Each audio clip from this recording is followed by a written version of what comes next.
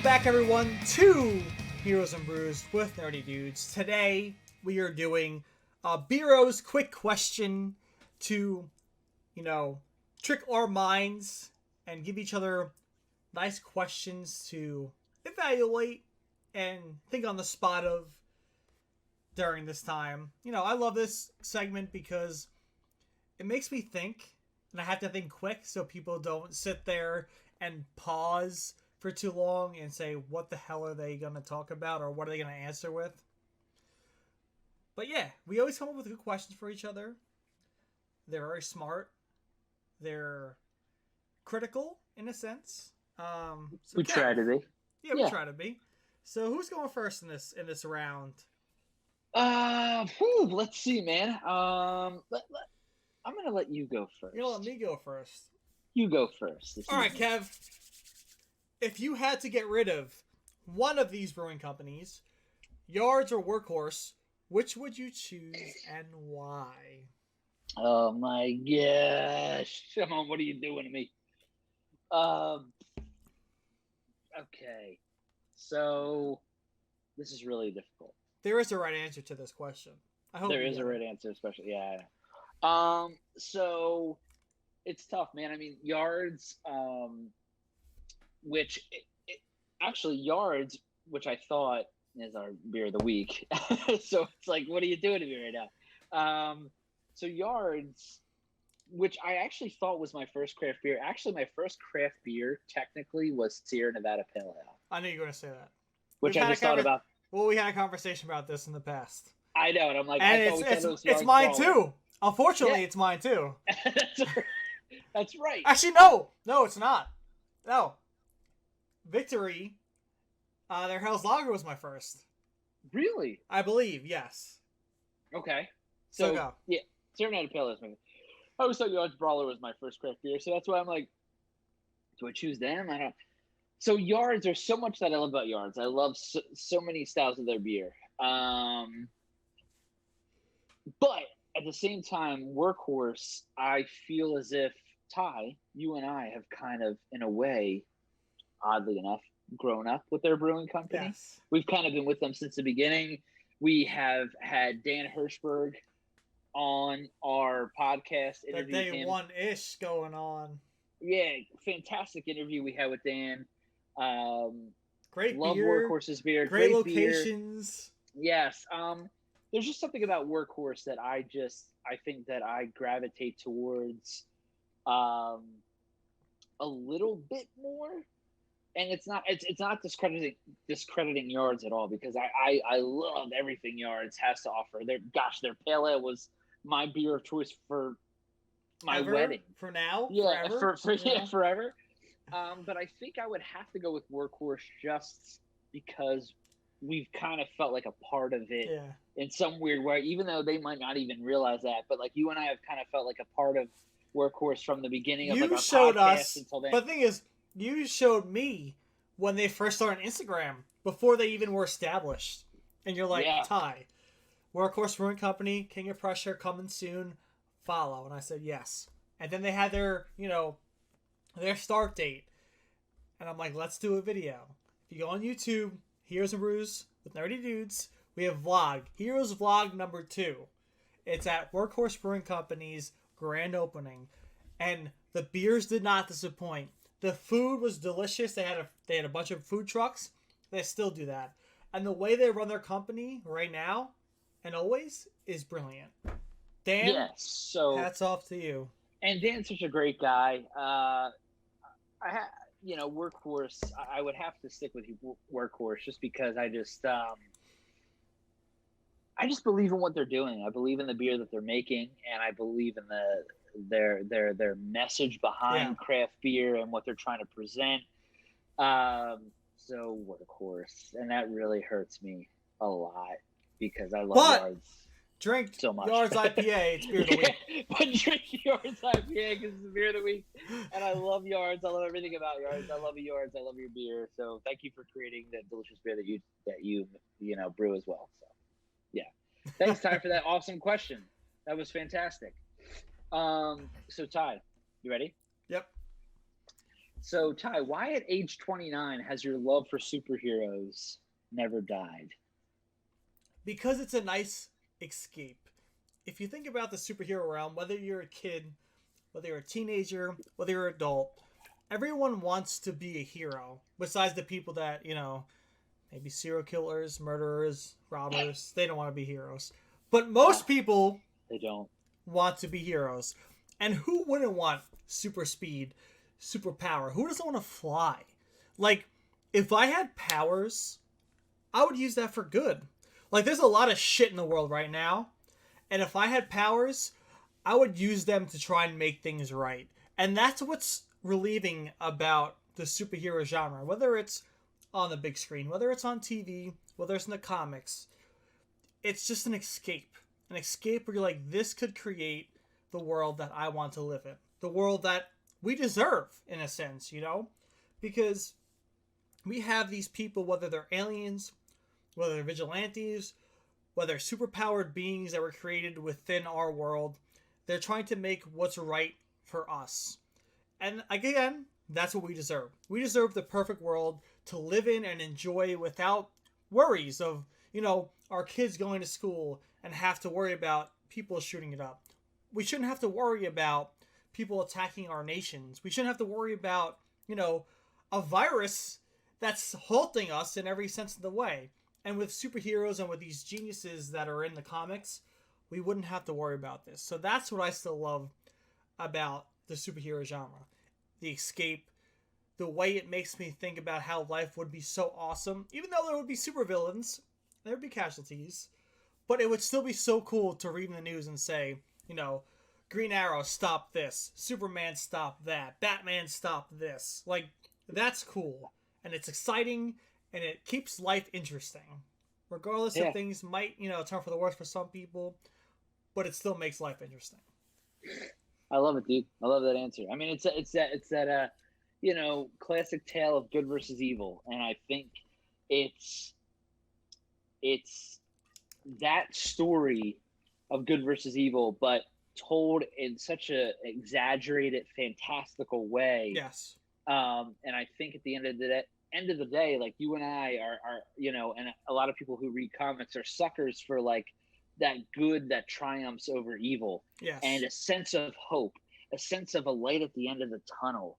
And having these, for some reason, these heroes who are in like tights and capes and masks, just telling it in that way, just you kind of escape from reality in a way. But even though like what comics, the stories that comics portray literally happens out in the real world, but it's done in this like hyper realistic Yes. way, you just can't help but get sucked into it. And I I think it's agree. just something that you and I we've been in it when we were younger, and like at our older ages now have just not let it go, because Nope. it's just like it's a classic story. And I and I will never yeah, let it go.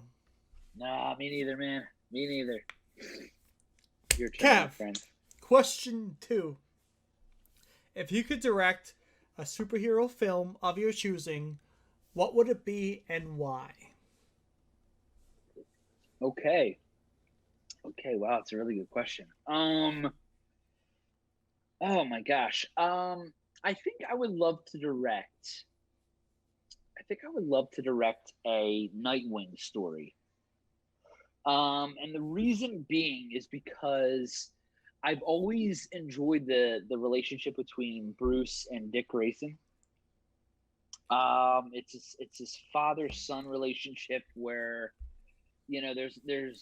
there was a lot of resentment from Dick towards Bruce, um, and I think Bruce sort of saw himself in Dick, and you know took him under his wing and everything, and I feel like there was a really good dynamic for a while between he was the original Robin, um, and then it got to a certain point where as Dick got older, him and Bruce didn't really see eye to eye anymore, and Dick decided to part ways with him and you know become his own being, his own persona, and became Nightwing, and went and protected the city of Bloodhaven.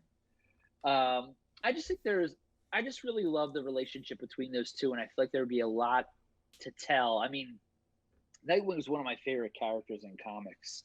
Yeah. And we haven't seen a Nightwing live action movie yet, and I feel like you wouldn't even need to really have a movie beforehand of like Batman and Robin together and watch Robin grow up. Yes. I think you could do like a flashback sequence to really showcase the relationship, and even have flashback sequences throughout the film of the relationship between Bruce and Dick and what Dick learned from Bruce. Were they butt heads? Just the whole dynamic between the two of them, I would find really, really interesting, and I would hope that I could convey to audiences like this is a really interesting relationship of a father and son who aren't blood related, but there's just so much involved in their story. I just find it a very interesting relationship for the two of them. So I think if anything, I would love to do a Nightwing story. Yeah. Facts. I like it. Yeah. For sure. All right, ready? Next question. What villain would you like to get drunk with at a bar when bars used to exist? Drunk with? Definitely not the Riddler, because he'd be trying to make some really weird riddles that I have to solve while I'm trying to get drunk. Like, you can't. Yeah, do that. Especially if he's got the tape on, like the Batman trailer. No, I'm not about that. If I did have to choose someone, wouldn't be the Joker, because he'd laugh too much and try and kill me. However, I think Deathstroke, Mr. Slade Wilson himself, would be a great drinking partner. Yes, he's an assassin. He probably wouldn't assassinate me. I got nothing going on. Just trying to pay my student loans and that's it. So I'm no threat to anyone, But I would love to hear his stories. He probably has stories up the wazoo, especially to drink on. And, it would be on a day off for him or a night off for him. So he'd be enjoying life, just spilling the beans. And we'd sit there, we'd chill, we'd talk. I'd listen to his stories. He wouldn't listen to mine because mine are boring. And it'd be a great night. I like that, man. Deathstroke, awesome villain. Simple I think I could. Yeah, I like to chill with Slade. Yeah, he would probably scare the shit out of me, but I have a You're no drink or threat. two with him. Who's coming after you, Kev? Hopefully not him, because I don't know. I would love to just enjoy like his company for a little bit. Yeah. Just try to get in the mind of Slade Wilson there. All right, buddy, your turn. My turn. If you could choose a celebrity to replace me as your co-host, who would it be, and why?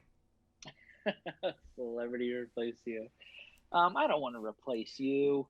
But if you had to. But if I had to, yeah. If like Slade Wilson had like a gun to my head. Yeah. Oh my gosh. I guess I would have to say Kevin Smith. Yeah. Kevin, he would leave Fat Man Beyond to work on Heroes and Brews. I would be like, what are you doing? Like, your show's so incredible. Not that our show is not incredible at all. I love our show, and everybody should tune in. But I would just love to have a conversation with Kevin Smith.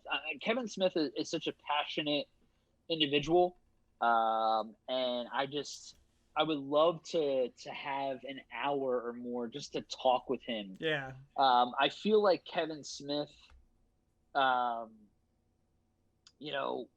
he's a fellow Batman fanatic, and him and I think would go way back to the elementary school days. Exactly. I just think that him and I would just love the conversation that him and I would have involving like the psychology of Batman. I feel like him and I would go so deep into the psychosis of Bruce. Yeah, you would. To where like we would get so deep where like at some point I'd be like, I don't even know where the fuck I'm at right now. So I feel like I would love to just I don't even want to replace you. I just want to have a chat with Kevin Smith. Yeah. I would just love to like talk with Kevin Smith about Batman, honestly, and just like to gain his insight on what he sees in that character and compare it to what I see. I would. That's our goal. We're getting him on. Let's do it. Oh my god, I would lose my mind to be able to talk to him. Oh my gosh. Yeah. Final answer, Kevin Smith. We'll use our iHeartRadio competition money to get him on our pilot episode. I would love that. iHeartRadio, please just do something. Okay. So my turn, right? I think. Yeah, Okay. it's your turn. All right. So Ty, the MCU is they're rebooting their cinematic universe, right? Kevin Feige is calling you, and he's like, Ty, I need you. I need you right now to fulfill the role of one of our core Avengers. And what I mean by core Avengers, as far as the MCU goes, is Iron Man, Captain America, Thor, Hulk, Black Widow, and Hawkeye. You have to take one of these roles. And guess what, Ty? It's your choice, my My friend. choice? Who are you choosing in that role? What character? I have to go with the man. He has incredible in his name. Because Incredible Hulk, when I look at my father, he's a big bodybuilder dude, has been all his life. And I've always looked at him as the Hulk, the Thing, all the big-ass, jacked heroes I've seen as my father.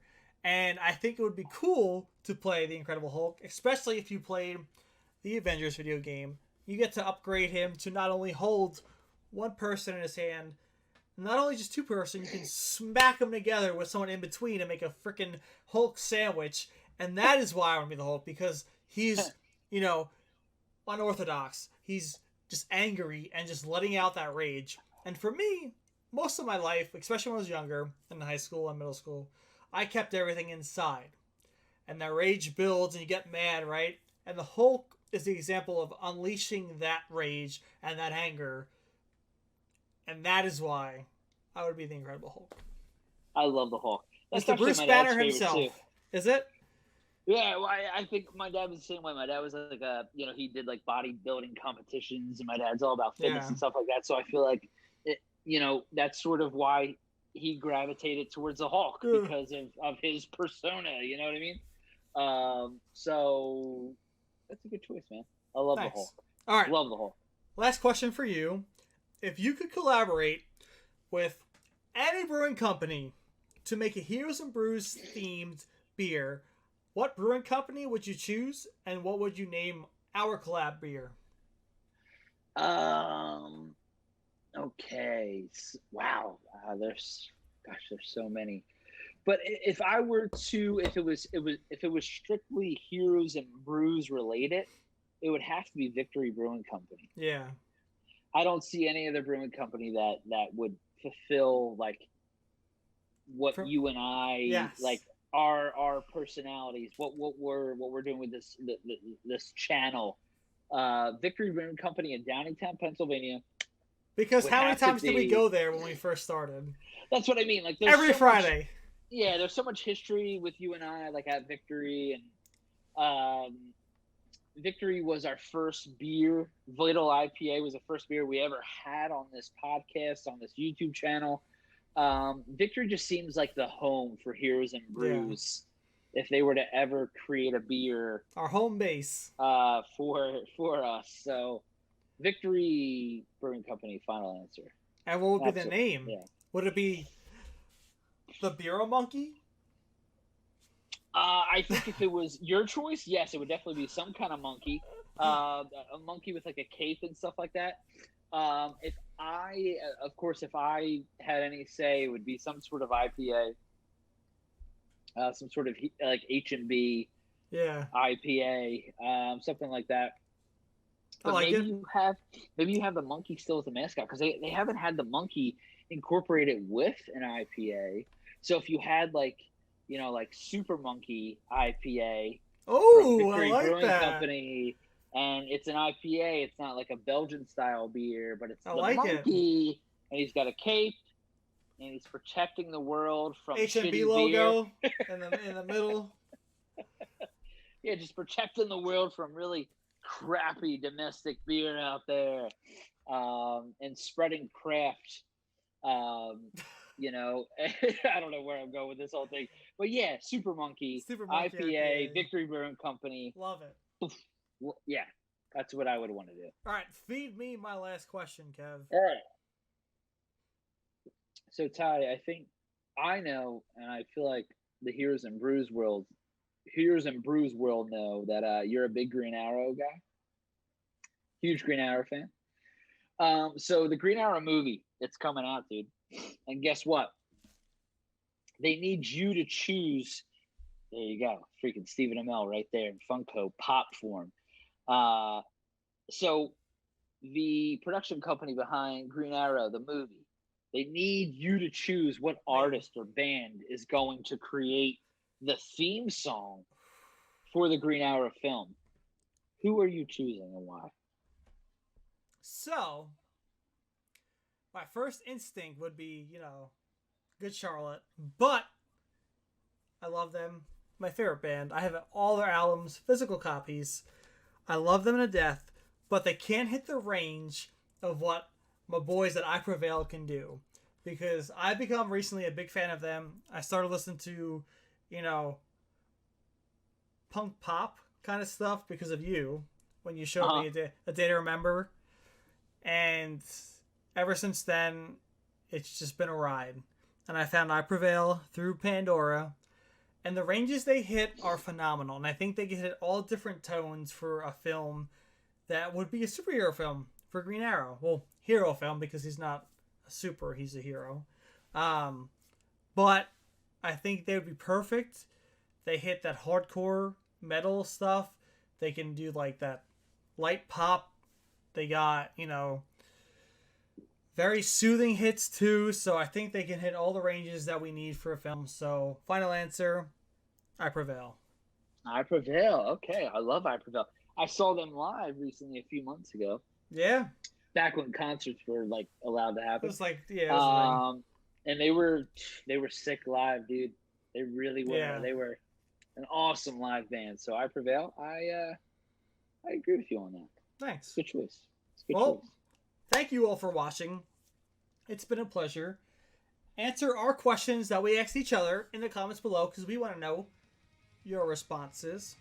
Yes. And thank you for watching. Mr. Kev, I got not one, not two, but 3 empty beers to cheers you with. All right. Have a good night. And good night. Cheers.